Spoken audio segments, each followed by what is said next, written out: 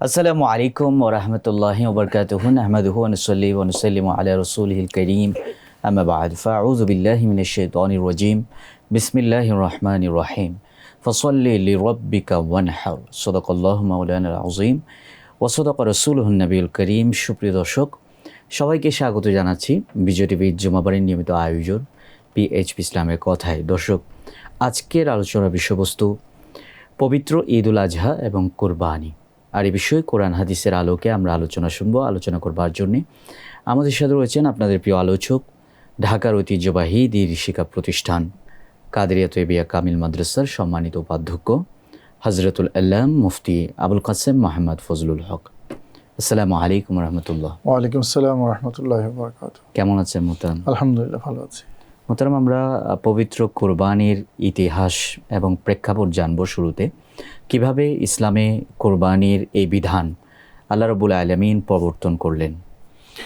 বিসমিল্লাহির রহমানির রহিম। খুবই প্রাসঙ্গিক আলোচনা। আগামীকাল পবিত্র ঈদ উল আজহা। জি, সেজন্য দর্শক শ্রোতা সবাইকে অগ্রিম ঈদ মোবারক জানাচ্ছি আমরা। কোরবানি একটি পবিত্র ইবাদত এবং এই ইবাদত মানব সভ্যতার ইতিহাস যত প্রাচীন, কোরবানির ইতিহাসও ততটাই প্রাচীন।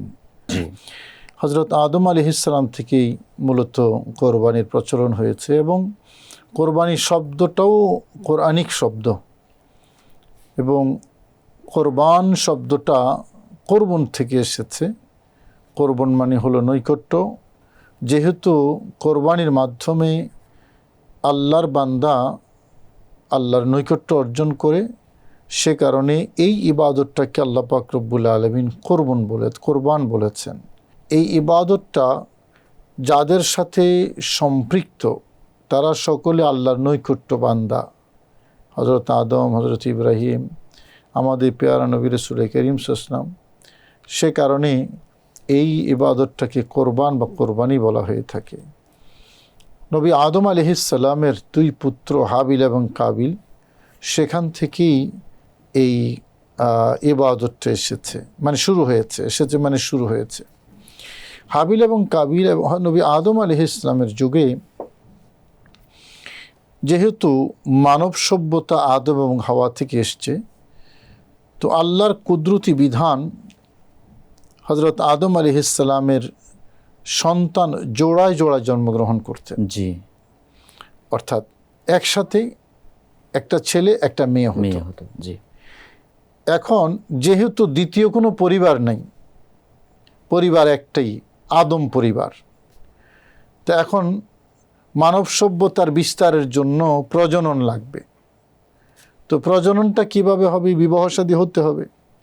যেহেতু দ্বিতীয় কোনো পরিবার নাই, আল্লাহ পাক রব্বুল আলামিন জোড়ায় জোড়ায় নবী আদমকে সন্তান দিয়েছেন এবং নির্দেশ হয়েছে এই জোড়ার ছেলে মেয়ে, এই জোড়ার ছেলে মেয়ে।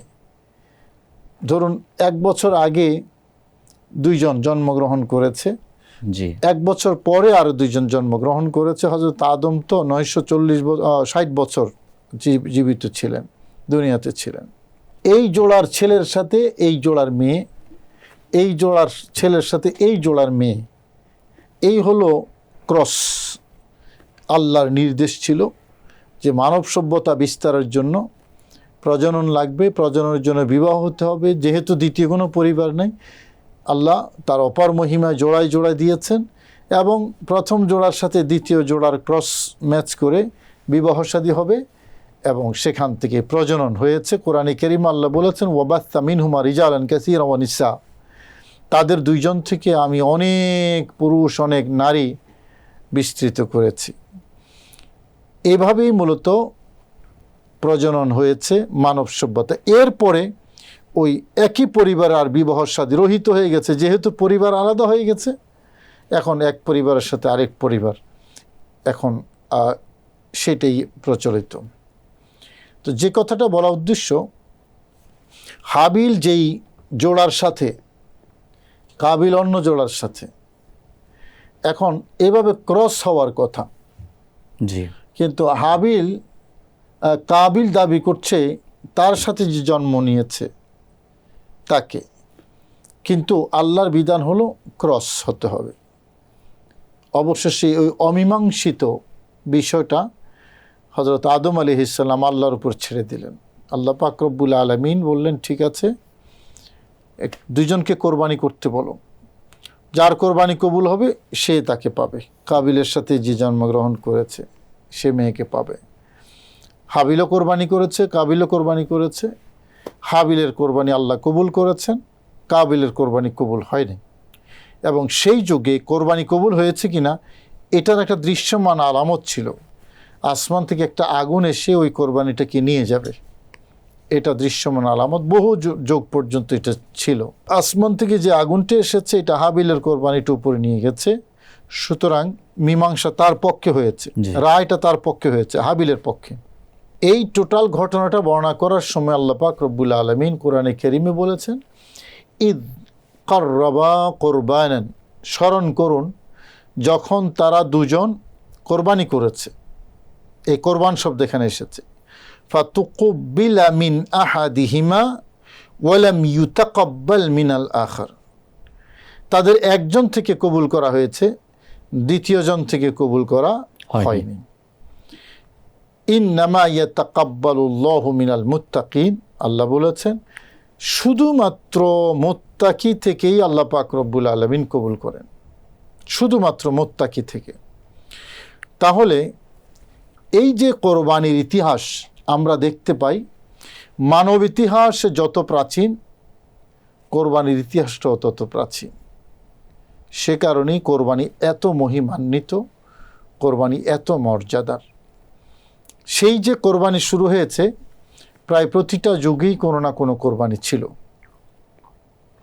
এরপরে যে কোরবানিটা আমাদের জন্য অনুসরণীয়, আমাদের জন্য অনুকরণীয়, যে কোরবানিটা জীবন্ত রাখার জন্য আমরা এখন পশু কোরবানি করছি, যে কোরবানির মহিমা প্রতিটা মসজিদের মেহরাবে, প্রতিটা আলেম ওলামার জুবানে, প্রত্যেকটা মাদ্রাসা, প্রত্যেকটা শিক্ষা প্রতিষ্ঠান, এমনকি প্রত্যেক মুসলিমের মুখে মুখে যেই কোরবানির আলোচনা, মূলত সেই কোরবানিটা পৃথিবীর ইতিহাসে একটা অনন্য কোরবানি, নবী ইব্রাহিম আলাইহিস সালামের কোরবানি। মোহতারাম, কোরবানির এই ইতিহাস সম্পর্কে আমরা আরও বিস্তারিত শুনব।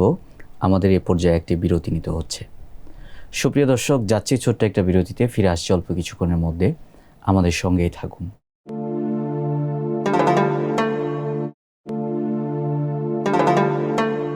সুপ্রিয় দর্শক, ফিরে এলাম বিরতির পর। সবাইকে আবারও স্বাগত জানাচ্ছি আপনাদের প্রিয় অনুষ্ঠান পিএইচপি ইসলামের কথায়। দর্শক, বিরতির আগে আমরা আলোচনা শুনছিলাম পবিত্র ঈদ উল আজহা এবং কোরবানি নিয়ে। আবারও ফিরে যাচ্ছি মূল আলোচনায়। মোহতারাম, বিরতির আগে আমরা কোরবানির যে ইতিহাস সেটা আলোচনা শুনছিলাম আপনার কাছ থেকে। তো কোরবানির ইতিহাসের মধ্যে আপনি বলছিলেন ইব্রাহিম আলাইহিস সালামের কোরবানি, সেই ইতিহাসটা বলতেন। এটা একটা অনন্য, পৃথিবীর ইতিহাসে এই কোরবানির দ্বিতীয় কোনো নজির নেই। নবী ইব্রাহিম আলাইহিস সালাম যে কোরবানি করেছেন, এবং সূরা সফফাতে আল্লাহ পাক রব্বুল আলামিন বড় হৃদয়গ্রাহী করে, মানে খুব টাচি ভাষা দিয়ে এই কোরবানিটার মহিমা বর্ণনা করেছেন। হযরত ইব্রাহিম আলাইহিস সালামের জীবন ইতিহাস হলো, তিনি বিবাহের পর দীর্ঘ ৮০ বছর পর্যন্ত ওনার সন্তান হয়নি। ৮০ বছর পরে প্রথম সন্তান লাভ করেছেন হযরত ইসমাইল আলাইহিস সালাম, যার কথা কোরআনে কারীমে আল্লাহ বলেছেন, বাশশারনাহু বিগুলামিন হালিম, আমি তাকে একজন চরম ধৈর্যশীল ম্যাচিউরড শিশুর সুসংবাদ দিচ্ছি, পুত্র সন্তানের সুসংবাদ দিয়েছি। হালিম বলা হয় ম্যাচিউরড, সহনশীল, ধৈর্যশীল। জি। তো এই গোলামে হালিম হযরত ইসমাইল আলাইহিস সালাম, এবং এতটাই ম্যাচিউরড, বয়স যখন 7, মোটামুটি তাফসির বিশারদ অনেকেরই মত 7 বছর বয়সে বাবা হযরত ইব্রাহিম আলাইহিস সালাম স্বপ্নে দেখেছেন তাকে কোরবানি করার। এবং কোরআনের ভাষায় আল্লাহ বলেছেন, ইব্রাহিম আলাইহিস সালাম তার পুত্র 7 বছরের শিশু সন্তান হযরত ইসমাইলকে বলছেন, ইয়া বুনাইয়া, হে আমার প্রিয় বৎস, ইন্নী আরা ফিল মানামি আন্নী আযবাহুক, আমি স্বপ্নে দেখেছি তোমাকে জবাই করছি, তোমাকে কোরবানি করছি। জি। বাবা সন্তানকে বলছে। এরকম বাবা এবং এরকম সন্তান, আগেই বলেছি এটা খুব অনন্য। জি, এটার দ্বিতীয় কোনো এটা দৃষ্টান্ত নেই। আশ্চর্যজনক। জি, তো সন্তানকে আগে আল্লাহ পরিচয় দিয়েছেন গোলাম হালিম। তো কতটা ম্যাচিউর সন্তান জবাব দিচ্ছে, ইয়া আবাতি ফাল মা তুমার, বাবা, আমার প্রিয় বাবা। বাবা সন্তানকে বলেছে আমার প্রিয় বৎস, সন্তান বাবাকে বলছে আমার প্রিয় বাবা, আপনাকে যা নির্দেশ দেওয়া হয়েছে আপনি তা প্রতিপালন করুন। সাতাজিদুনি ইনশাআল্লাহু মিনাস সাবিরিন, এই কাজ সম্পাদন করতে আমি জানি আমার ধৈর্য লাগবে। এই কাজ সম্পাদন করতে আপনি যখন যাবেন, নিশ্চয়ই আমি আপনাকে নিশ্চয়তা দিচ্ছি যে আপনি আমাকে ধৈর্যশীলদের অন্তর্ভুক্ত পাবেন, আমি অধৈর্য হব না। বাবার বক্তব্য সন্তান বুঝেছে, সন্তানের বক্তব্য বাবা বুঝেছে।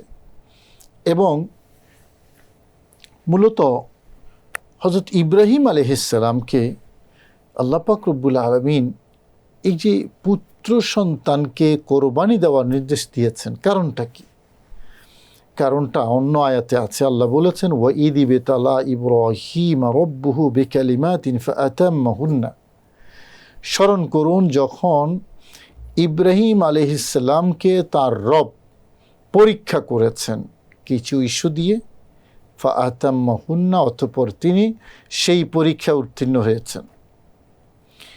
এই যে পরীক্ষা গ্রহণ করা, ইব্রাহিম আলাইহিস সালাম আল্লাহর বন্ধু, এই বন্ধুত্ব এমনি আসেনি, কিন্তু আল্লাহর নৈকট্য লাভের জন্য স্ট্রাগল করতে হয়, পরীক্ষা আসে, বিপদ মুসিবত আসে, এবং পরীক্ষার মাত্রা যতটুকু মর্যাদার মাত্র ততটুকু।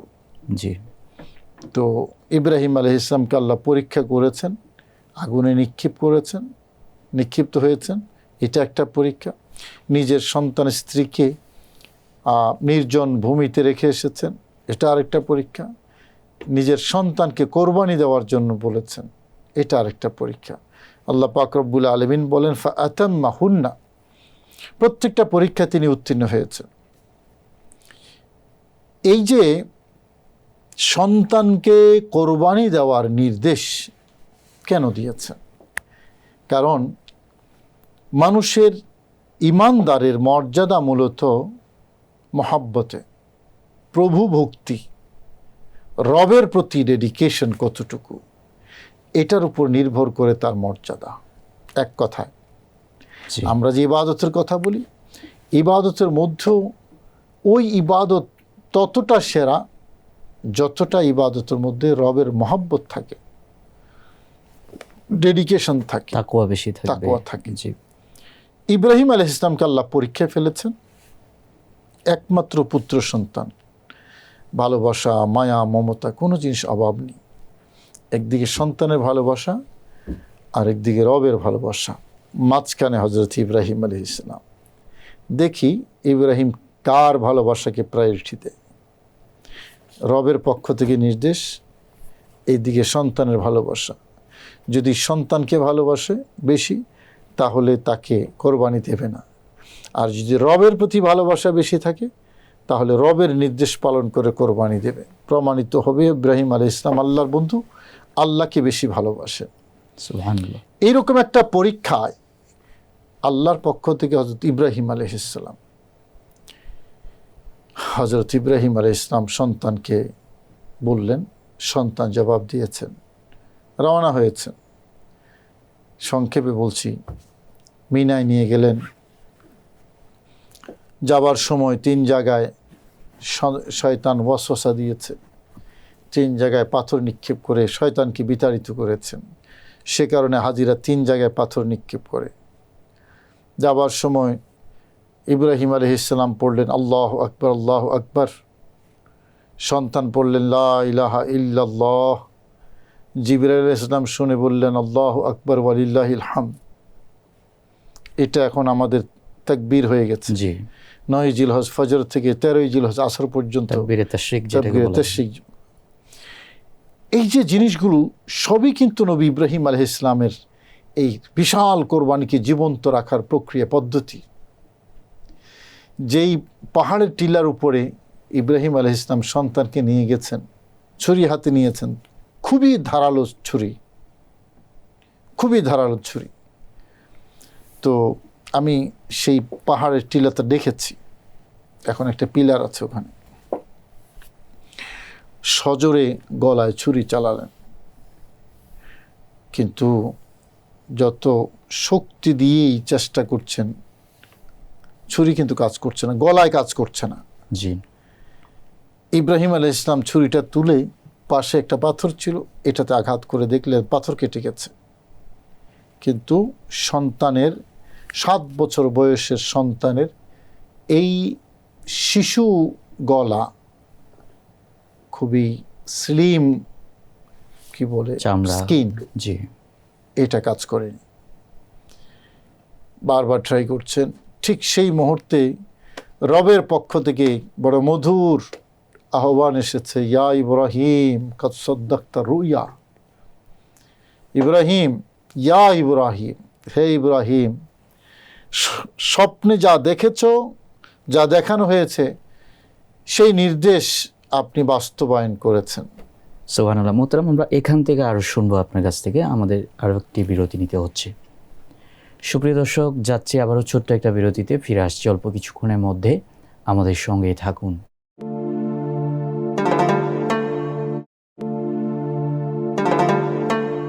সুপ্রিয় দর্শক, ফিরে এলাম আবারও বিরতির পর। সবাইকে স্বাগত জানাচ্ছি আপনাদের প্রিয় অনুষ্ঠান পিএইচপি ইসলামের কথাই। দর্শক, বিরতির আগে আমরা আলোচনা শুনছিলাম পবিত্র ঈদ উল আজহা এবং কোরবানি নিয়ে। আবারও মূল আলোচনায় ফিরে যাচ্ছি। মোহতারাম, বিরতির আগে ইব্রাহিম আলাইহিসসালামের কোরবানির ইতিহাস বলছিলেন। হযরত ইসমাইল আলাইহিসসালামকে নবী ইব্রাহিম আলাইহিসসালাম কীভাবে কোরবানি দিয়েছিলেন সেটা বলছিলেন। তার সাথে কোরবানির যে ফজিলত সেটা কোরআন হাদিসের আলোকে ব্যাখ্যা করবেন। জি জি, কোরবানির ফজিলতটা মূলত এই জায়গা থেকে এসেছে। ইব্রাহিম আলাইহিস সালাম যে কোরবানি করেছেন, জি সেখান থেকেই মূলত কোরবানিটা এসেছে, এবং কোরবানির মর্যাদা মহিমা ওখান থেকেই মূলত। ইব্রাহিম আলাইহিস সালামের এই যে আল্লাহর পক্ষ থেকে মধুর আওয়াজ, ইব্রাহিম, আপনি যা স্বপ্নে দেখানো হয়েছে এটা বাস্তবায়ন করেছে। ওয়াফাদাইনাহু বিযিবহিন আযীম, জি আমি ইসমাইলকে ফিদিয়া দিয়েছি। ফিদিয়া মানে আপনার কাছে বিকল্প। ফিরিয়ে দিয়েছি জি একটা রিপ্লেসমেন্ট দিয়ে, বিযিবহিন আযীম, জিবহ আযীমের মাধ্যমে, অর্থাৎ এমন একটা কোরবানি যেটা মহান। সুবহানাল্লাহ। তো জিবহ আযীম কি? একটা দুম্বা। তো দুম্বা আজিম কিভাবে? আজিম মানে মহান। দুম্বা তো দুম্বে মহান এই কারণে, কারণ মহান কোরবানির রিপ্লেসমেন্ট হলো দুম্বাটা, ইটসেলফ এ দুম্বা। জি কিন্তু এটা আজিম কেন হয়েছে? এটা তার নিজের কারণে হয় নাই। যেই জিনিসের বিকল্প এটা, যার বিকল্প হিসেবে আল্লাহ এটাকে পাঠিয়েছেন, তিনি কিন্তু আজিম। সে কারণে ওনার রিপ্লেসমেন্ট যেহেতু, যদিও একটা দুম্বা হয়, কিন্তু যেহেতু ইসমাইলের বিকল্প, আল্লাহ এটাকে সাধারণ জিব বলেন নাই, সাধারণ কোরবানি বলেন নাই, বলেছেন আজিম, জিবে আজিম। আমাদের কোরবানিও যেহেতু এটাকে স্মরণ করে, সে কারণে আমাদের কোরবানিটাও বড় মহিমাময় কোরবানি। অথচ সেখানে ভোগ আছে, ত্যাগ নেই। এখানে আছে ভোগ, প্রায় পুরোটাই ভোগ। মানে গরু কিনতে যাওয়া থেকে শুরু করে, পশু কিনতে যাওয়া থেকে শুরু করে, গোস্ত খাওয়া সহ পুরোটাই কিন্তু আনন্দ, বিনোদন এবং ভোগ। জি কিন্তু তারপরও এখানে অপার মহিমা আল্লাহ রেখেছেন। কেন এত ভোগের মধ্যে? কারণ ইব্রাহিম আলাইহিস সালাম আমাদের পিতা, মুসলিম জাতির পিতা। ত্যাগ করেছেন তো উনি, কষ্ট করেছেন উনি, পরীক্ষা দিয়েছেন উনি, আমাদের সবার পক্ষ থেকে বাবা পরীক্ষা দিয়েছেন। ওই যে বলে না যে বাবা উপার্জন করে 3 পুরুষ খায়, আমাদের বাবা ত্যাগ স্বীকার করে গেছেন ইব্রাহিম আলাইহিস সালাম। আমরা এটার মহিমা ভোগ করছি, এটার মহিমাটা। ইব্রাহিম আলাইহিস সালাম যেই কোরবানি, যে পরীক্ষা দিয়েছেন, এটা ইব্রাহিম যে আল্লাহর বন্ধু, সেই বন্ধুত্বের পরীক্ষা দিয়েছেন। আল্লাহ এমন কবুল করেছেন, এমন কবুল করেছেন যে এখন যারা কোরবানি দিবে তারা আল্লাহর বন্ধু হয়ে যাবে, আল্লাহর প্রিয় হয়ে যাবে, আল্লাহর নৈকট্যপ্রাপ্ত হয়ে যাবে। এবং সে কারণে হাদিসের মধ্যে এসেছে যে মা আমেলা ইবনু আদম ইয়াউমান নাহরে আমালান আহাব্বা ইলাল্লাহি মিন ইহরাকি দামিন। 10 তারিখ বান্দা পশু কোরবানির চেয়ে প্রিয় কোনো আমল করতে পারে না।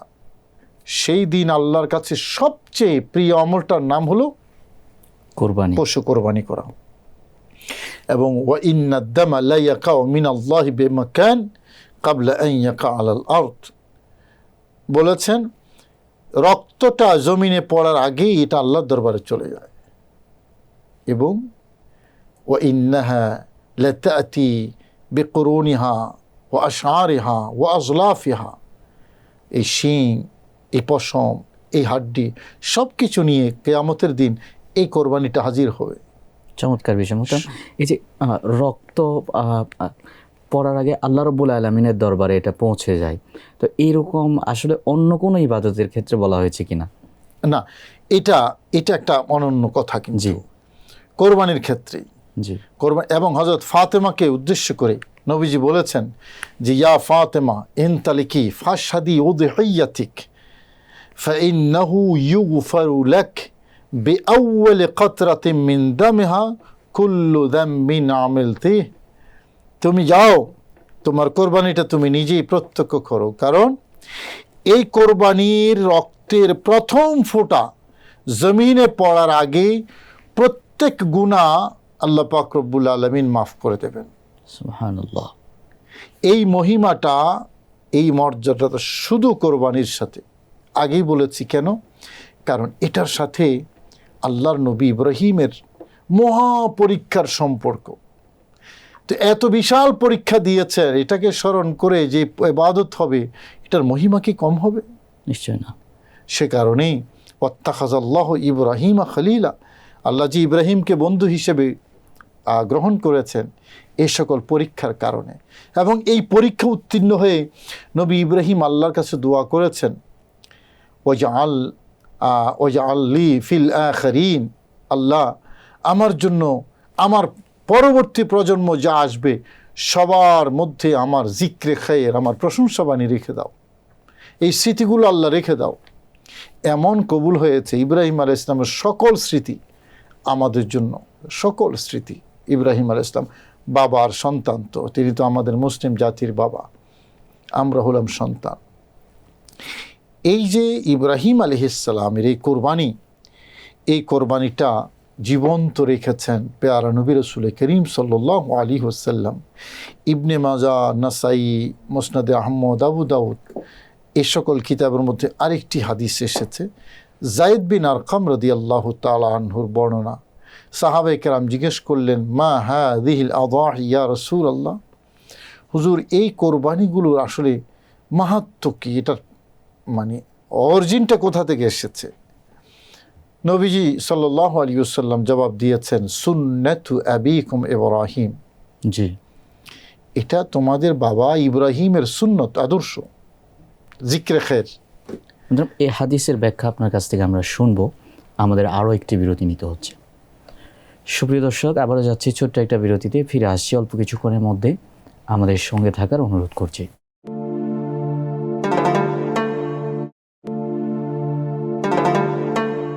সুপ্রিয় দর্শক, ফিরে এলাম বিরতির পর। সবাইকে আবারও স্বাগত জানাচ্ছি আপনাদের প্রিয় অনুষ্ঠান পিএইচপি ইসলামের কথায়। দর্শক, আজকের আলোচনার বিষয়বস্তু আলোচনা চলছিল পবিত্র ঈদ উল আজহা এবং কোরবানি নিয়ে। আবারও ফিরে যাচ্ছে আমরা মূল আলোচনায়। মোহতারাম, বিরতির আগে আপনি আলোচনা করছিলেন যে নবীজি সাল্লাল্লাহু আলাইহি সাল্লামের একটি হাদিস সুন্নাতে আবিকুম ইব্রাহিম, এই হাদিসের ব্যাখ্যা করবেন এবং তার সাথে ঈদ উল আজহার যে ফজিলত সেটা নিয়ে বলবেন। নবীজি সাল্লাল্লাহু আলাইহি সাল্লাম হযরত ইব্রাহিম আলাইহিস সালামের সুন্নাহ বলে মূলত কোরবানির জন্য ইব্রাহিম আলাইহিস সালামের পরীক্ষা যেটা, এটাকে চিরজীবন্ত রাখার কথা বলেছেন। চিরজীবন্ত সুবহানাল্লাহ। ইব্রাহিম আলাইহিস সালামের এই পরীক্ষা, এটা মরবে না কখনো। এবং ইব্রাহিম আলাইহিস সালামের বিষয়গুলো কিন্তু আমাদের ধর্মে, আমাদের দ্বীনে অনেক বেশি প্রাধান্য দেওয়া হয়েছে। মিল্লাত আবিকুম ইব্রাহিমা বলা হয়েছে আমাদের এটা সেই জন্য মিল্লতে ইব্রাহিমিয়া বলা হয়। জি, আমাদের দিনটা কি মিল্লতে ইব্রাহিমিয়া বলা হয়। তো যাই হোক, এই হলো কোরবানির মাহাত্ম্য, মূল জায়গাটা। তো এটাই মূলত আমাদের ঈদের মূল মানে কি বলে আনন্দের বিষয়। জি, ঈদ দুটি, কোরবানি, জি, একটা ঈদ উল ফিতর আর একটা হল ঈদ উল আযহা বলা হয়। তো আযহা এটাকে উপলক্ষ কেন করা হয়েছে? কারণ ওই বাবার ত্যাগ, এটাকে উপলক্ষ করা হয়েছে সন্তানের আনন্দের জন্য, সন্তানের ঈদের জন্য। নবীজি সেটাই বলেছেন, সুন্নাতে আবিকুম ইব্রাহিম। ঈদটা সেই জন্য ঈদ হয়েও এটা আমাদের জন্য ইবাদত। এবং এটা আরেকটা দিক থেকে তো আনন্দের বিষয় যে হজরত ইসমাইল আলাইহিস সালামের বংশে আমাদের প্রিয় নবী সাল্লাল্লাহু আলাইহি সাল্লাম এসেছেন। তো সেদিন কোরবানি করার মাধ্যমে এবং পশু কোরবানি করা হয়েছে, দুম্বা কোরবানি করা হয়েছে ইসমাইল আলাইহিস সালামের পরিবর্তে। তাইলে নবীজি সাল্লাল্লাহু আলাইহি ওয়াসাল্লাম যে বংশ দিয়ে আসবেন, সেই বংশ তো এভাবে জবেকৃত হয়ে যেতে পারে না। এটা একটা বিশাল সাবজেক্ট। এখন যে বিষয়টা আপনি অবতারণা করেছেন, এটা স্পিরিচুয়াল একটা বিশাল সাবজেক্ট। আনন্দ নিশ্চয়ই, জি, কারণ ইসমাইল আলাইহিস সালামের বংশে পেয়ারা নবী এসেছেন, এটা আমাদের জন্য আনন্দের। যেই মুহূর্তে হযরত ইসমাইল আলাইহিস সালাম ছুরির নিচে, জি, তখন তার পৃষ্ঠদেশে পেয়ারা নবী রাসূল করিম সাল্লাল্লাহু আলাইহি ওয়াসাল্লাম নূর মোবারক আছে। জি, আমি তো এতক্ষণ জিব আজিম বলেছি, আজিম শব্দটা ইসমাইলের জন্য বলেছিলাম। জি, মূলত আজিম শব্দ আল্লাহ ব্যবহার করেছেন নবীজির জন্য। সুবহানাল্লাহ। কারণ সেই মুহূর্তে ইসমাইল আলাইহিস সালামের পৃষ্ঠদেশে রাসূল করিম সাল্লাল্লাহু আলাইহি ওয়াসাল্লামের নূর মোবারক ছিল। সেই বুখারী শরীফের মধ্যে যে হাদিসটা এসেছে, বুখারী শরীফে নবীজি বলেছেন যে আমি মানে উত্তম বনি আদমের উত্তম পৃষ্ঠদেশ হয়ে আমি স্থানান্তরিত হয়ে এসেছি। বহিস্তু করনান ফাকারনান, হ্যাঁ, বহিস্তু মিন খাইরে কুরুনি বনি আদম করনান ফাকারনান হাত্তা কুনতু ফিল কারনিল্লাযী আনা ফিহ। জি, এই যে উত্তম পুরুষদের মাধ্যমে পেয়ারা নবী স্থানান্তরিত হয়ে এসেছেন, তাদের মধ্যে গুরুত্বপূর্ণ একজন ছিলেন হযরত ইসমাইল আলাইহিস সালাম। তো ইসমাইল যখন ছুরির নিচে, তখন নবীজি তার পৃষ্ঠদেশে। তাহলে ইসমাইল জবাই হবে কিভাবে? নবী তো পৃথিবীতে আসবেন। জি, ইসমাইল জবাই হলে তো নবীজি আসার রাস্তা বন্ধ। নবীর জন্যই ইসমাইল আলাইহিস সালাম কোরবানি হন নাই এবং হতে পারেন না, এটা আল্লাহর ওয়াদা। তো যেই ইসমাইলের পৃষ্ঠদেশে নবী সাল্লাল্লাহু আলাইহি ওয়াসাল্লামের নূর মুবারক আছে এবং সেই ইসমাইলের বিকল্প যে দুম্বা, এটা আজিম না হয়তো কোনটা আজিম হবে? সুবহানাল্লাহ। এটা মহান না হয়তো কোনটা মহান হবে? দুইজন মহান নবীর সত্তা, টুইন ওয়ান, জি, তার রিপ্লেসমেন্ট যেটা, যে দুম্বা। এবং ওই দুম্বার ব্যাপারে আরও কথা আছে, যে হাবিল কাবিলের কোরবানির কথা বলেছি আমি। আল্লাহ পাক যে হাবিলের কোরবানিটা কবুল করেছেন, ওই কোরবানিটা এখান থেকে নিয়ে আল্লাহ জান্নাতে রেখে দিয়েছেন। ওটাও দুম্বা ছিল। এবং ইসমাইলের জন্য যে দুম্বাটা পাঠিয়েছেন, এটা মূলত হাবিলের দুম্বা, জান্নাত থেকে আল্লাহ পাঠিয়ে দিয়েছেন। তাহলে এগুলো তো হলো স্পিরিচুয়াল সিকোয়েন্স আল্লাহ ঠিক রাখেন। আল্লাহ লা তাবদিলা লিকালিমাতিল্লাহ, আল্লাহর এই বিধানের মধ্যে কোনো পরিবর্তন নেই।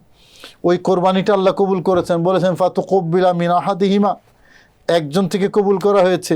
ওই একজনের মধ্যেও কিন্তু নবীজির নূর মোবারক ছিল হাবিলের পৃষ্ঠদেশে। জি।